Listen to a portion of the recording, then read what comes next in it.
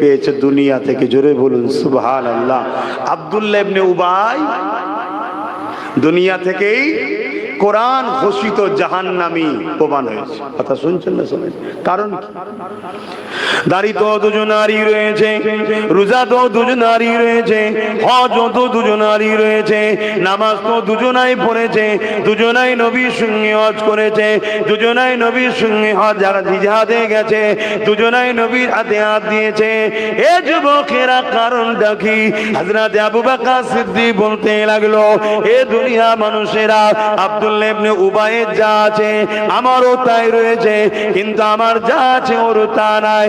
আব্দুল্লাহ ইবনে উবাইয়ের নামাজ আছে, এটা আমি আবু বকর আমারও রয়েছে, ওর রোজা আছে আমারও আছে, ওর হজ আছে আমারও আছে, ওর দাড়ি আছে আমারও আছে, ওর টুপি জুব্বা পাগড়ি আছে আমারও আছে, ও নবীর সঙ্গে জিহাদে গেছে আমিও গেছি, ও নবীর মজলিসে বসেছে আমিও বসেছি, এদিক দিয়ে ওর যা আছে আমারও তাই আছে, কিন্তু আমার যা আছে ওর তা নাই।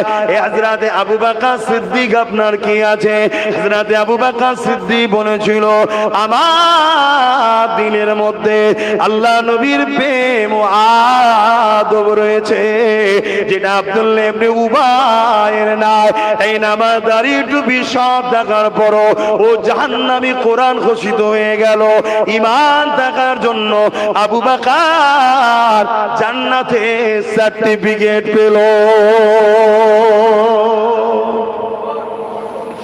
নবী পাক সাল্লাল্লাহু আলাইহি ওয়াসাল্লাম বলছে, এক মুসলমান আর এক মুসলমান মুমিন মুসলমান যদি ঘৃণা করে সে জান্নাতের খুশবু পাবে না।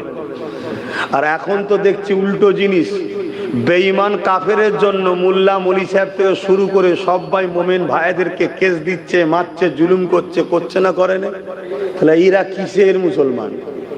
এরা কোন কোয়ালিটির মুনাফিক? কথা মাথায় ঢুকছে না? ঢোকেনি? রাসূল বলছেন, এক মুমিন মুসলমান যদি আর এক মুমিন মুসলমানকে ঘৃণা করে সে জান্নাত যাওয়া তো দূরের কথা, খুশবু বলুন পাবে না। আর আজকে আমরা কি দেখছি বল? বেঈমান কাফের মুনাফিক ইসলামের দুশমনদের ঘরে খুশি করার জন্য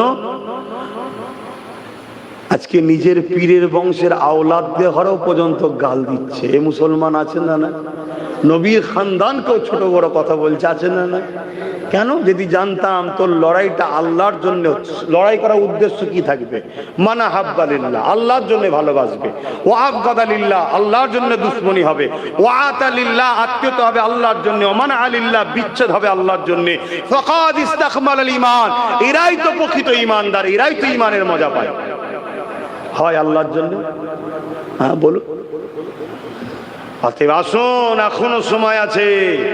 আমল যদি কম হয়, আমল যদি কম হয়, আল্লাহ বড় দয়ালু, ময়দানে মাফ করে দিতে পারেন। যদি মাফ নাও করে, আমল কম হওয়ার জন্য যতটুকু ঘাটতি আছে ততটুকু শাস্তি দিয়ে আবার বার করে জান্নাত দেবে। কিন্তু ইমানে যদি সরষে দানা পড়ে ইমানও ছেদ হয়ে যায়, অর্থাৎ নবীর আদব ও প্রেমে, ও বেটা জাহান্নাম ঢুকবি আর বেরোবে না। কিন্তু এত বুঝাবার পরও একটা শেষ কথা বলতে হয়। আল্লাহ কোরআনেতেই বলছেন, খতামাল্লাহু আলা কুলুবিহিম, যাদের অন্তরে আমি মোহর মেরে দিয়েছি তারা পরিবর্তন হবার নয়। আবু জেহেলকে রশি দিয়ে দিয়ে তুলতে পারলো না, নবী হাত দিয়ে তুলে দিল, চাঁদ দুটুকরো করলো, সূর্যকে তুলে দিল, তারপরও আবু জেহেলের অন্তরে হেদায়েত ছিল না। তা আল্লাহ দিন দিচ্ছে যাতে করে আমরা শুধরে যাই।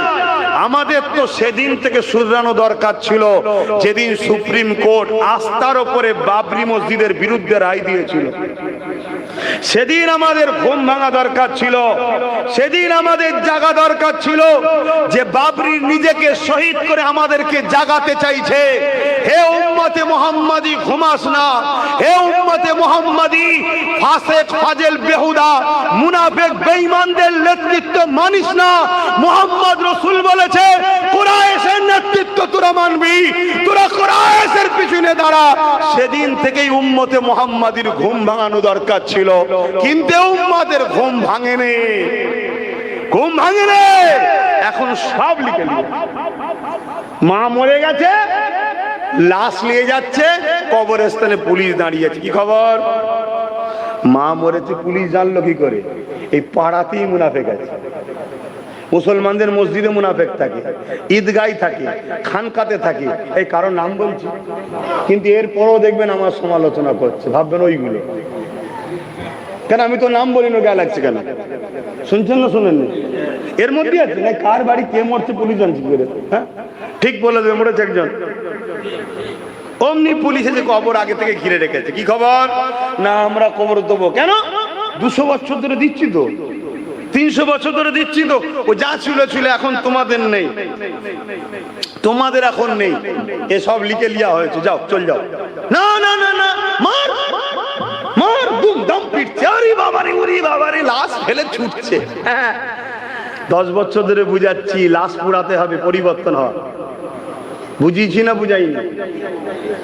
আজকে কত লোককে ডেকেছি, কেউ সাথ দিয়া তো দূরের কথা, মোল্লা মলি সাহেব থেকে গাল দিয়েছে, এখন তারা আবার গাল দিচ্ছে আমায়, এখনো গাল দিচ্ছে। এখন তো উচিত গাল না দিয়ে আরো মিশা, এখনো দেখি সমালোচনা করছে, এখনো গাল দিচ্ছে। তো যাক ভাই, এসেছি দোয়া করতে, দোয়ার আগে একটু আলোচনা করলাম। যা কিছু আলোচনা করেছি দ্বীন ইসলামের ভেতরে না বাইরে, আমি একটু সাক্ষী চাইছি, আল্লাহকে দেখিয়ে বলুন কারা বলছেন ইসলামের ভেতরেই আলোচনা করেছি, আল্লাহকে সাক্ষী দেন, আল্লাহ পাকের কাছে হাত তুলে দেখান।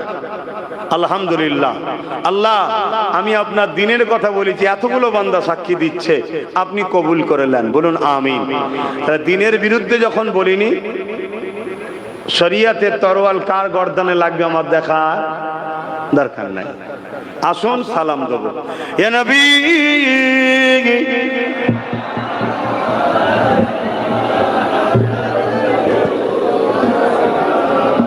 থাক, এটা খুলে দাও, এটা খুলে দাও।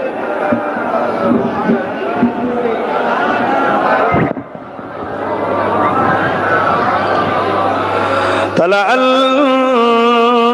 البدر علينا من شنيعة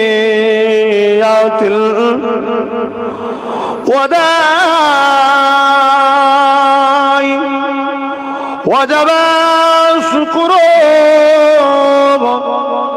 علينا ما دغى لله أهداي يا نبي سلام يا رسول يا حبيب